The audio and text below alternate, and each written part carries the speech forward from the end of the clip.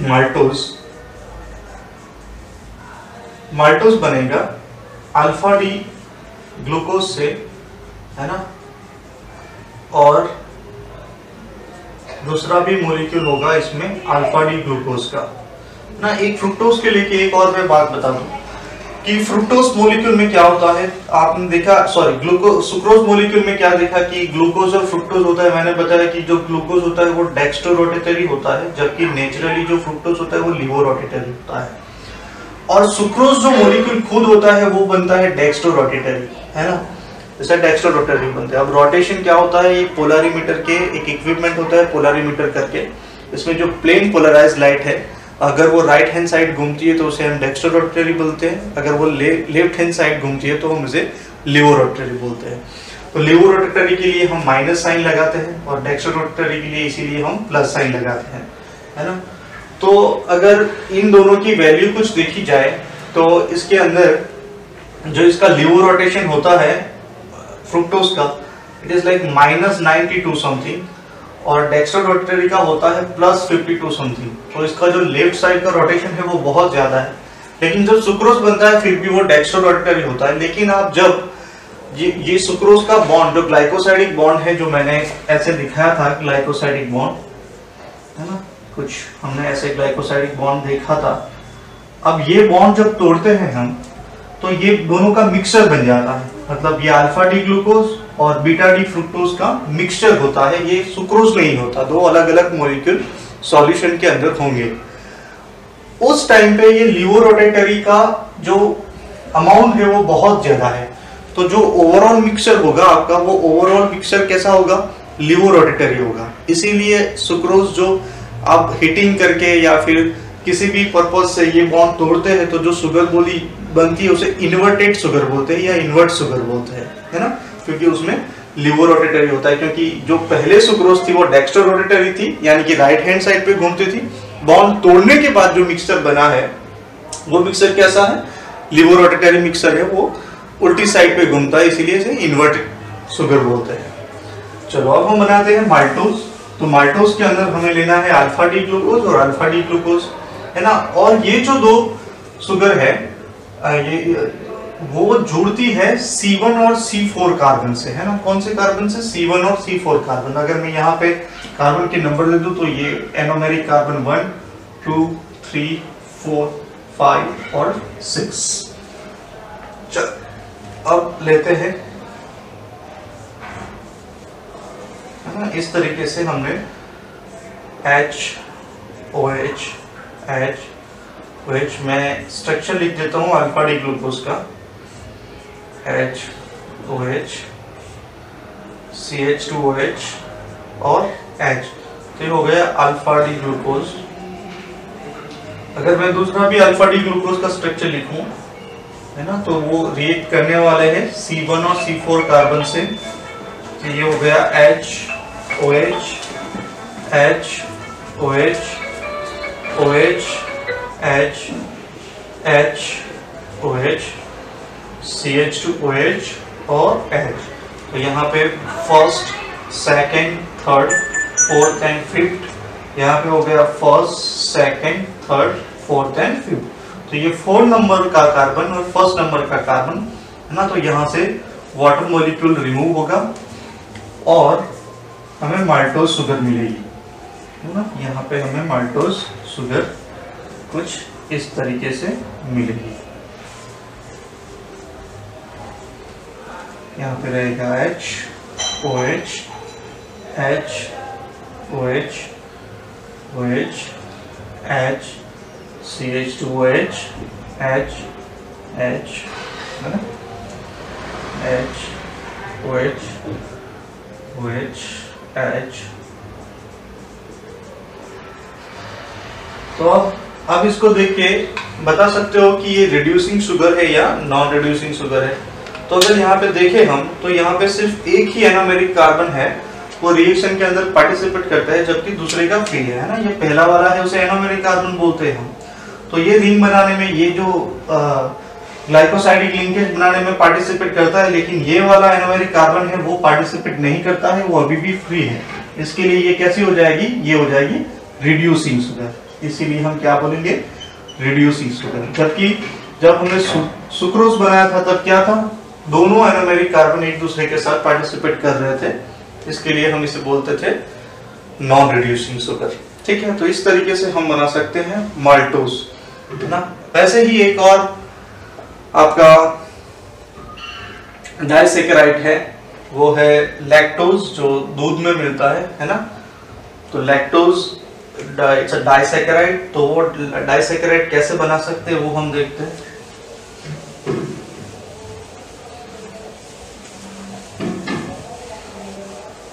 तो लैक्टोज जो है वो लैक्टोज बनता है beta D glucose, beta D galactose और बीटा डी ग्लूकोज से, बीटा डी ग्लूकोज से, है ना। हमने जब सुक्रोज बनाया वहां पे अल्फा डी ग्लूकोज और बीटा डी फ्रुक्टोज था। माल्टोज बनाया जब अल्फा डी ग्लूकोज और अल्फा डी ग्लूकोज था। लैक्टोज बीटा डी गैलेक्टोज और बीटा डी ग्लूकोज है। तो मैं यहाँ पे पहले बीटा डी ग्लूकोज का स्ट्रक्चर लिखता हूँ, क्योंकि वो हमें मालूम है, हमने वो पढ़ा है, हमने इसे कैसे बनाना है वो सीखा है। तो OH H H OH OH H H OH CH2OH और H। तो ये it is like you can say epimers of each other, कि उनके एक ही कार्बन की कॉन्फ़िगरेशन में चेंज होता है यहाँ पे। तो ये है बीटा डी ग्लूकोज, है ना। तो अगर गैलेक्टोज हमें बनाना है तो इसी कार्बन की पोजीशन में चेंज करना है, बाकी सब हमें वैसे का वैसा रखना है। तो ये हो जाएगा OH H, फिर यहाँ पे होगा H OH OH H H, तो ऊपर की तरफ जाएगा OH, नीचे की तरफ आएगा H, और ये हो जाएगा CH2OH और ये H। तो ये जो दो मॉलिक्यूल है एक दूसरे के साथ रिएक्ट करेंगे और ये बना देंगे लैक्टोज। ये क्या है हमारा, बीटा डी गैलेक्टोज। तो ये बनाएंगे, ये भी कौन सी लिंकेज से जुड़े हैं हमारे, तो ये 4th वाला कार्बन है और ये 1 वाला कार्बन है, तो ये भी C1 C4 लिंकेज से जुड़े हुए हैं। यहाँ पे जो ये एरोमेरिक कार्बन है वो फ्री है, तो ये भी क्या हो जाएगी, रिड्यूसिंग शुगर। ठीक है, तो इसे हम दिखाते हैं। अगर डाइसैकेराइड का स्ट्रक्चर दिखाना हमें, OH H CH2OH H OH H H OH, इसको मैं ऑक्सीजन को यहाँ पे दिखा देता हूँ।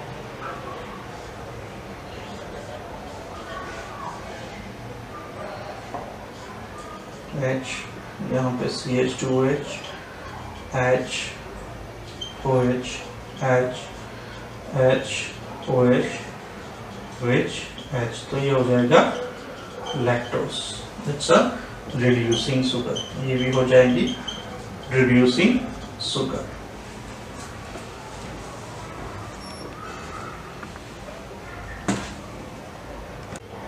चलो अब हम बात करेंगे पॉलीसैकेराइड की।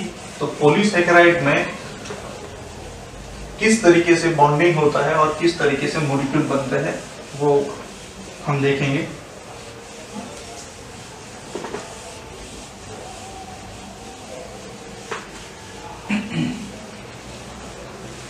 तो पॉलीसैकेराइड में पहले हम बात करेंगे स्टार्च ही, है ना। तो स्टार्च, जो एनिमल स्टार्च है वो दो चीजों से बना होता है। एक होता है एमाइलोज, है ना। एमाइलोज उसमें कुछ 15 से 20% होता है। एमाइलोज उसमें कुछ 15 से 20% होता है, और ये एमाइलोज बना होता है normally linear chain of alpha D glucose. तो एमाइलोज बना होता है linear chain of alpha D glucose, और इसमें अल्फा डी ग्लूकोज के कुछ 200 से लेके 1000 तक मॉलिक्यूल होते हैं, है ना। और इसमें जो दूसरा पार्ट होता है वो होता है एमाइलोपेक्टिन। एमाइलोपेक्टिन है वो उसमें 80% जैसा होता है ना, 85% जैसा वो भी अल्फा डी ग्लूकोज से बना होता है। लेकिन ये जो मॉलिक्यूल होता है वो पूरा लीनियर मॉलिक्यूल होता है और ये C4 और C1 और C4 लिंकेज से जुड़ा होता है, जबकि ये जो होता है वो ब्रांच्ड होता है और ये जुड़ा होता है लीनियर में तो C1 to C4 से और ब्रांच में जुड़ा होता है C1 to C6 से। तो हम देखते हैं कि एमाइलोज पहले कैसे बना होता है। तो अगर एमाइलोज की हम पूरी चेन बना ले तो जैसे माल्टोज में चलती है अल्फा डी ग्लूकोज वैसे ही चलेगी, है ना। तो अगर मैं एक अल्फा डी ग्लूकोज का स्ट्रक्चर ऐसे बना दूं ऐसे, तो ये अल्फा में OH आ जाएगा नीचे की तरफ, H H OH OH H H OH CH2OH H, और दूसरा C4 लिंकेज से दूसरा जुड़ता है H OH H OH H OH H H OH CH2OH H, है ना। वैसे ही जो तीसरा मॉलिक्यूल है माल्टोज का वो भी इस तरीके से जुड़ेगा H OH H OH OH H H OH CH2OH H, है ना। तो ये पूरी अगर मैं पॉलीमेरिक चेन बना दूं तो ये आगे किसी से जुड़ा होगा, है ना। ये पानी का वाटर मॉलिक्यूल यहाँ से रिमूव होगा और ये इससे जुड़ा होगा, ये वाटर मॉलिक्यूल यहाँ से निकला होगा और यहाँ से जुड़ा होगा, ये आगे किसी से जुड़ा होगा। तो इस तरीके से ये जो है वो एक पॉलीमेरिक मटेरियल बनाते हैं। तो ये n नंबर्स ऑफ इस तरीके से मॉलिक्यूल इसके साथ जुड़े होंगे, तो इसे हम बोलते हैं एमाइलोज।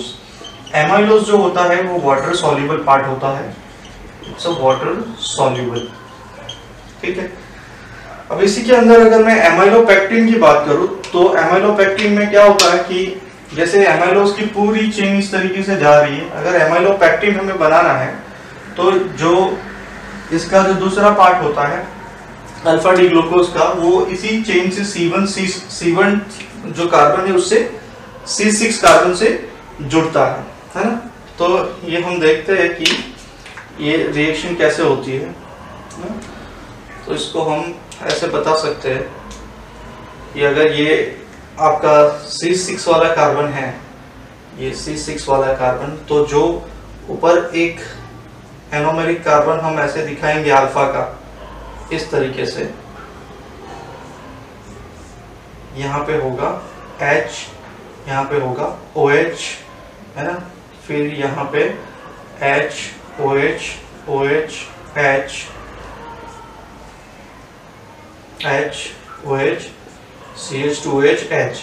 तो ये जो CH2 मॉलिक्यूल है यहाँ से OH और यहाँ से H वाटर मॉलिक्यूल निकलेगा और यहाँ से बनेगी ब्रांच, है ना। ये पॉलीमेरिक जो चेन थी ऐसे जा रही थी, यहाँ पे बना ब्रांच, और फिर यहाँ से, है ना, चाहे तो वो पूरी लीनियर चेन भी चल सकती है, जैसे कि ये C4 कार्बन हो गया, तो अगर दूसरा मैं अल्फा बीटा डी ग्लूकोज ले लूँ तो यहाँ पे उसका C1 कार्बन होगा H OH, तो यहाँ पे उसका OH है, यहाँ पे इसका OH है, तो ये फिर से जुड़ के यहाँ से लंबी चेन आगे चल सकती है। या फिर आप इसे यहाँ से भी दिखा सकते हो कि यहाँ पे अगर मैं दूसरा बीटा डी ग्लूकोज इस तरीके से ले लूँ, है ना, OH, तो ये 6 नंबर वाला कार्बन है ये, है ना। तो ये इसके साथ ये जुड़ेगा वाटर मॉलिक्यूल रिमूव होके, और फिर ये C4 है, ये C4 वाला हो गया। तो यहाँ पे अगर आप दूसरा एनोमेरिक कार्बन C1 वाला ले आओ तो ये वाटर मॉलिक्यूल यहाँ से रिमूव होके पूरी चेन इस तरीके से भी चलेगी। तो वो जो ये स्ट्रक्चर बनता है वो होता है एमाइलोपेक्टिन का। ये जो स्ट्रक्चर होता है वो होता है एमाइलोपेक्टिन का, है ना। और एमाइलोपेक्टिन है वो वाटर इनसॉल्युबल होते हैं, तो ये चीजें हमें ध्यान रखनी है। तो ये होगा ये पॉलीसेकेराइड मॉलिक्यूल। तो ये स्टार्च बनता है एमाइलोज और एमाइलोपेक्टिन से। अब हम बात करते हैं सेल्यूलोज की, है ना। तो सेल्यूलोज जो बनता है ये भी एक पॉलीसेकेराइड है और सेल्यूलोज बनता है बीटा डी ग्लूकोज से, जो मैंने स्ट्रक्चर यहाँ पे रखा है बीटा डी ग्लूकोज का। Cellulose is a polymeric chain of beta D. Cellulose जो होता है वो cellulose as we know that it is a major part of plant cell wall, और सेल्यूलोज बनता है बीटा डी ग्लूकोज से। It's made of a beta D glucose, है ना। तो इसको हम ये जो है वो पॉलीमेरिक चेन में C1C4 कार्बन से जुड़ा होता है। तो यहाँ मैं एक बीटा डी ग्लूकोज की चेन बना दूं, जो मैंने यहाँ पे बनाई है OH H H OH OH H OH H CH2 OH H। तो ये C4 कार्बन हो गया, है ना। ये 1 2 3 4, ये 5 और 6, और मैं अगर C1 वाला कार्बन यहाँ पे बना लूँ इस तरीके से, ये C1 वाला कार्बन, तो यहाँ पे OH आएगा, यहाँ पे H आएगा, H OH OH H H OH, सारे हमें बीटा डी ग्लूकोज के ही मोलिक्यूल्स बनाने हैं। तो यहाँ से OH और यहाँ से H जाएगा। वैसे ही ये C4 हो गया, तो यहाँ पे मुझे दूसरा बीटा डी ग्लूकोज का स्ट्रक्चर बनाना पड़ेगा, है ना, इस तरीके से। तो ये C1 पे OH H H OH OH H H OH CH2 OH H। तो ये वाटर मॉलिक्यूल यहाँ से रिमूव होगा, H और OH। वैसे यहाँ से C1 और C4 से ये C1 कार्बन हो गया, ये C4 है, ये C1 है। तो ये जुड़ेगा ग्लाइकोसाइडिक लिंकेज से, इस तरीके से O, है ना, इस तरीके से ये भी जुड़ेगा O, है ना। तो ये जो है पॉलीमेरिक, अगर नंबर ऑफ टाइम्स हमने लिया है एंड, ये भी आगे जुड़ता जाएगा, ऐसे ही जो ये भी है वो भी आगे जुड़ता जाएगा। तो that is called as a cellulose.